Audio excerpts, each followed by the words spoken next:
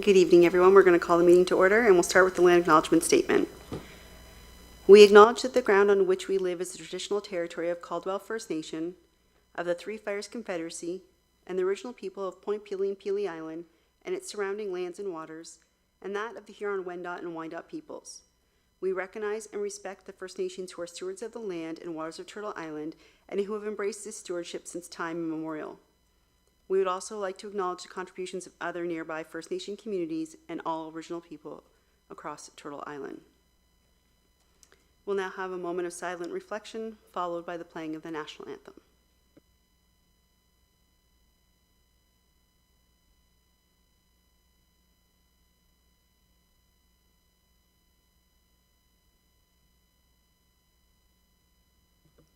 Please stand for the playing of the national anthem.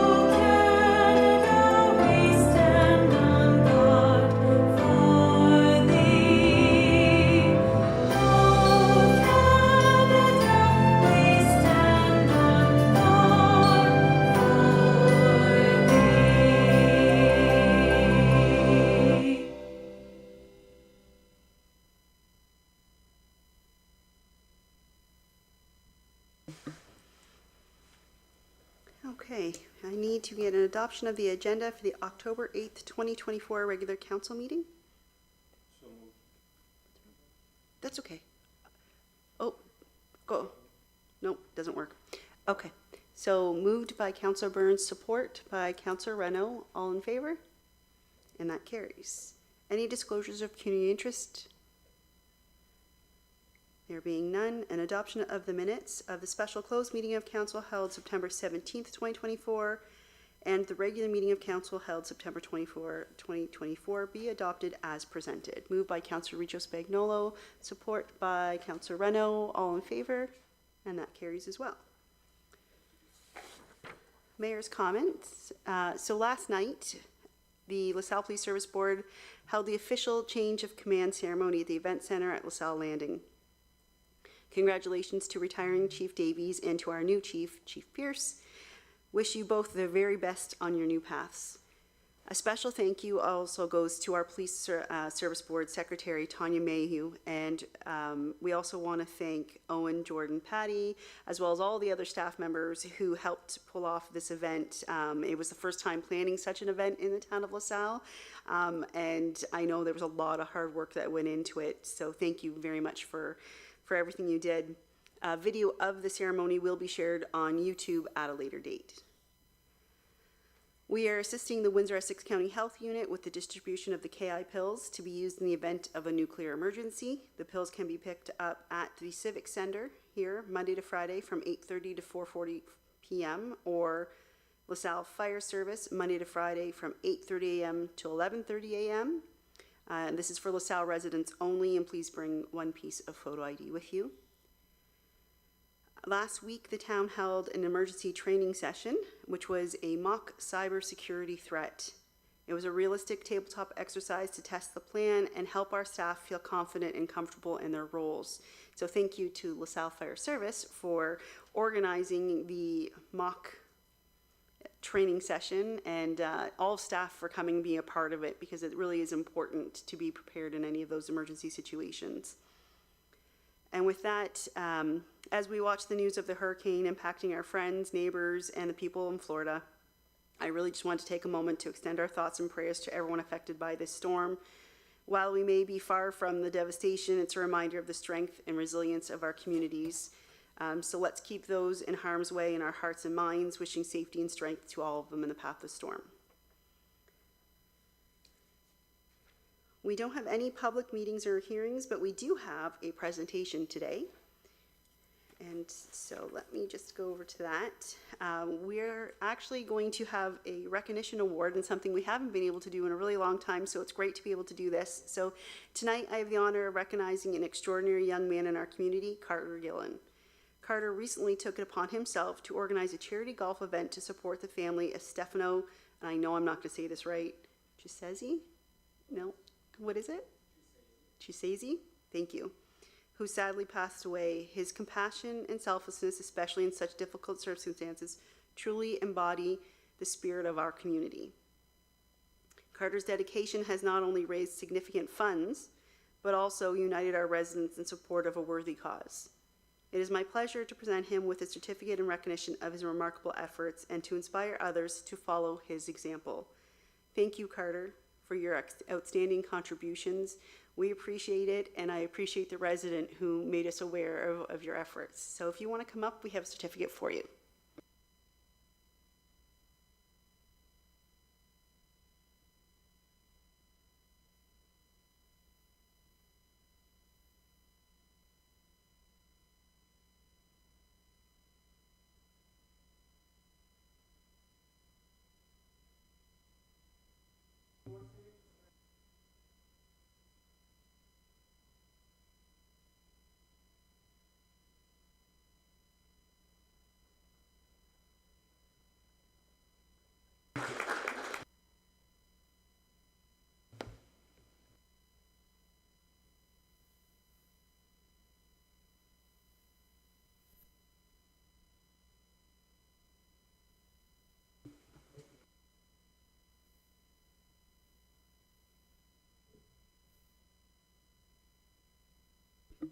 Okay, so we're going into our staff reports and correspondence for council's action with item 1, which is the updated expression of care policy, formerly titled tribute policy.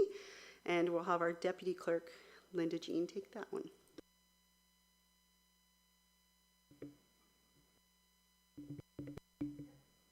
Oh, can you hear me okay? Yep, okay. Thank you, Mary Malash. I'm here before you to present the revised expression of care policy, which was first adopted in 2006 and titled the tribute policy. So that's one of the changes that we've made. And while the intent of the expression of care policy has not changed, some new provisions have been added and some have been amended to provide some modernization and clarity. Some of the key provisions are outlined in the report, but a few highlights include, like I said earlier, the name change.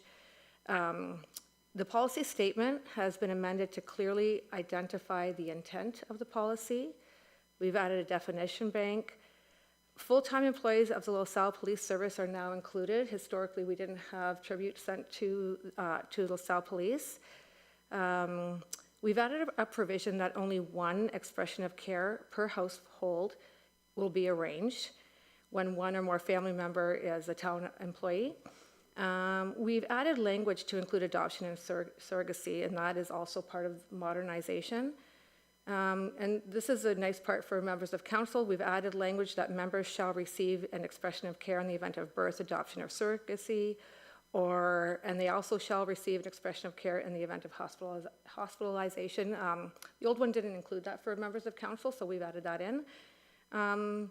That's about it. Those are the key highlights for the changes, and there are no financial implications as the spending limits have not changed.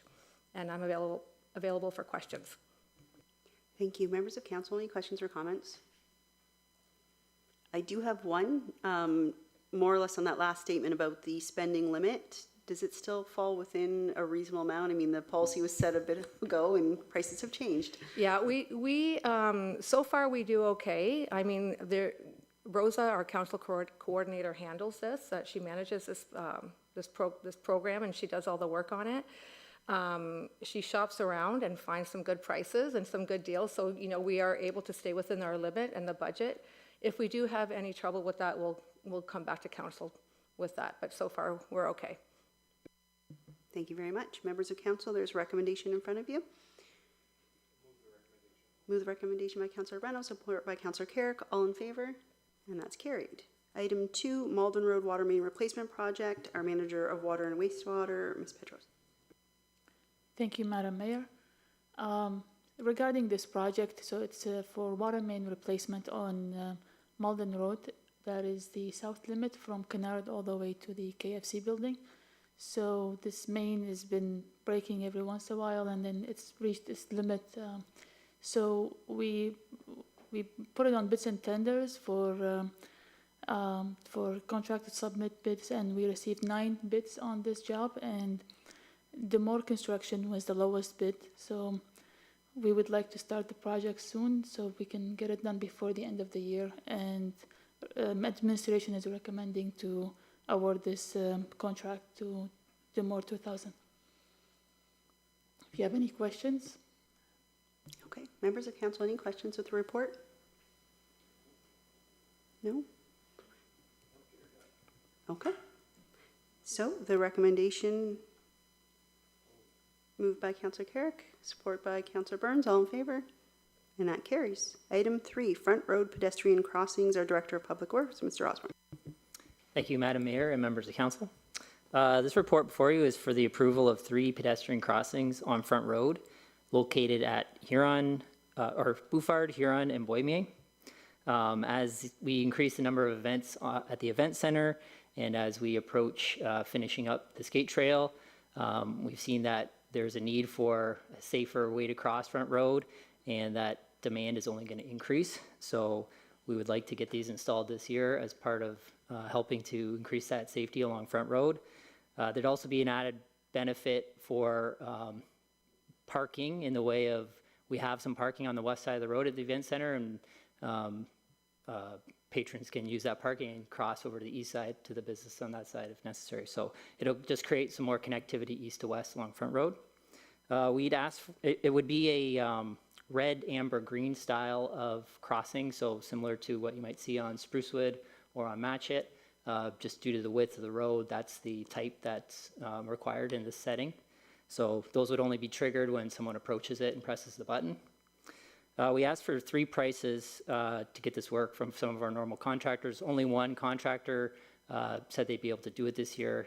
They provided, that was Field Electric. They provided a price of $475,000. We did look at the rates and compared them to other similar works, and they are in line and seem fair and reasonable to us.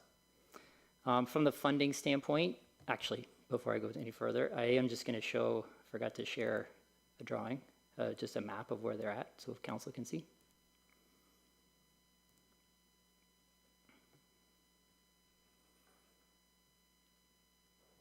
So there's the crossings at Bouffard, Huron, and Boismier. Boismier is where our municipal parking lot is located.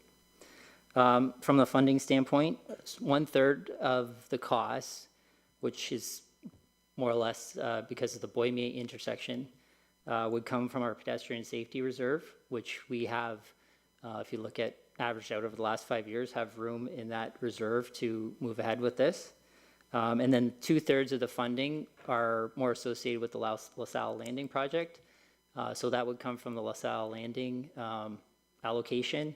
Within the LaSalle Landing amount that's approved in the budget, I think there was about $500,000 that was allocated specifically for pedestrian safety. So this would come out of that. If approved to go ahead, the contractor could start later this month, and with the goal to be done before the end of November. And if available for any questions. Councillor Carrick and then Councillor Reno. Thank you, Your Worship, through you. So a couple quick questions and a couple quick comments and a question. Excuse me. So I'm glad that they're going in, and it's only going to become more busy down the road as we kind of move things along, or we at least get what down there is under control so that we can understand what's happening. I think that's very good. And I like the idea of being able to, as I talked to Peter earlier, being able to use businesses across the street with the parking on the other side and travel across safely. So I guess the question I have is why 2, or why 3, why not 2, why not 4? Why not 4? Well, the two at are close to the event center, kind of sandwiched, one very close to where the skate trail, the closest part of the skate trail is going to be to Front Road. So that seemed like a logical location in our opinion. And then the other one at Bouffard is where the entrance to that parking lot is. So we didn't do a specific pedestrian counts and studies on where exactly they go, but we used our best estimation as to where we think the most foot traffic might be. So those two really we thought were the best locations to service LaSalle Landing. And then the Boyme parking lot, because that one I think has been, identified as a logical location for for a number of years. And this seemed like the right time to go put that one in as well, since we were targeting the ones up the street.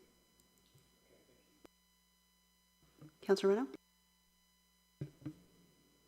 Thank you, Your Worship. I had one resident reach out to me when the information became public, and they asked, as we've been very transparent with our future plans and how we plan on putting in a road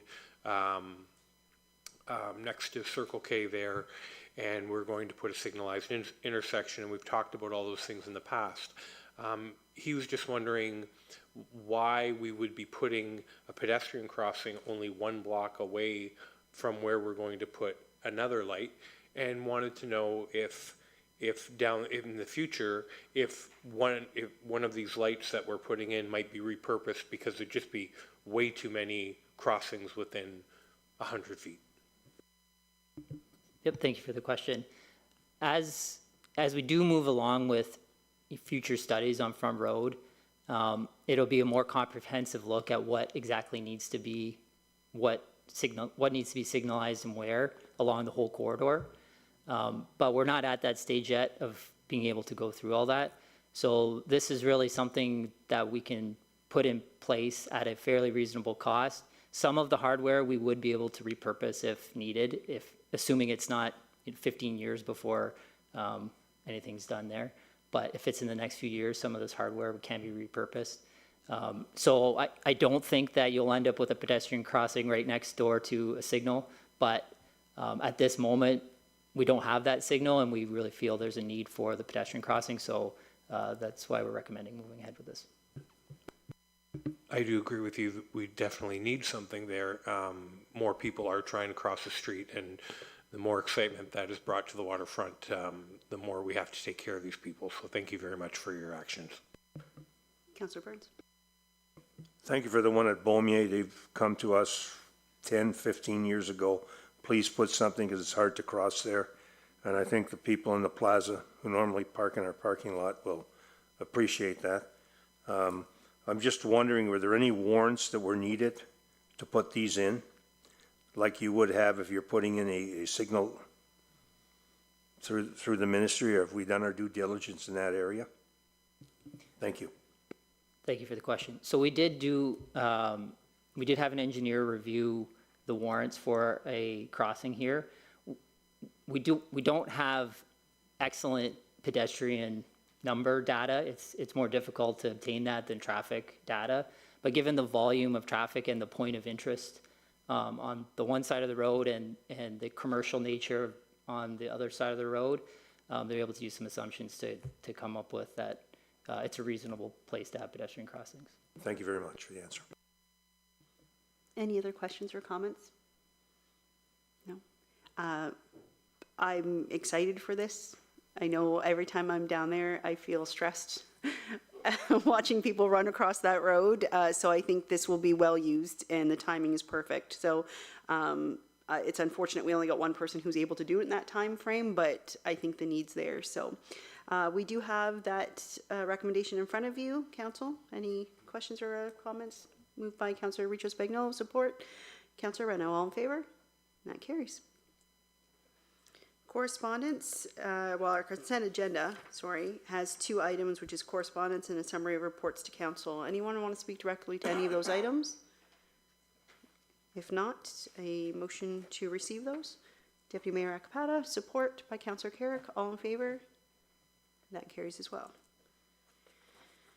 Committee matters, just the one, which is the Essex County Council highlights for September 18th, 2024. And the recommendation is just that we receive those unless there's any questions or comments. There being none, Motion to receive. Counselor Burns, support Counselor Carrick. All in favor? That carries. Any questions or statements by council members? Just have one statement, and it'll affect the mayor and the deputy mayor. Library board met last month. We set our budget at 5%. And the biggest increase in that budget is to $50,000 to go into reserves that were depleted in the past, because we have no reserves whatsoever. And that's so you'll know when you see it. Thank you very much. Thank you. Any other questions or comments? Okay, we have any notices of motion? Nope. Our closed session.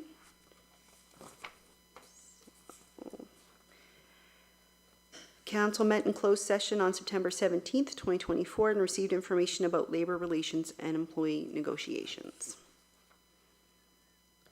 Bylaws, we have the following bylaws to be given a first, second, third reading and finally passed. 8928, a bylaw to stop up, close, and sell an alley system running east-west lying north of lots 405 to 420, both inclusive, registered plan 1017 LaSalle.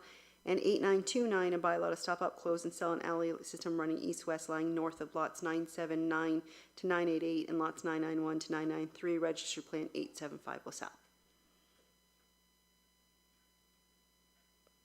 Councillor Carrick, support. Councillor Reno, all in favor? That carries. Everyone's really quiet. Our confirmatory bylaw be given a first, second, third reading, finally passed. Bylaw 8930. Moved by Councillor Burns, support by Deputy Mayor Capata. All in favor? That carries. Schedule of meetings are listed below. Thank you for joining us in person online. Have a good night.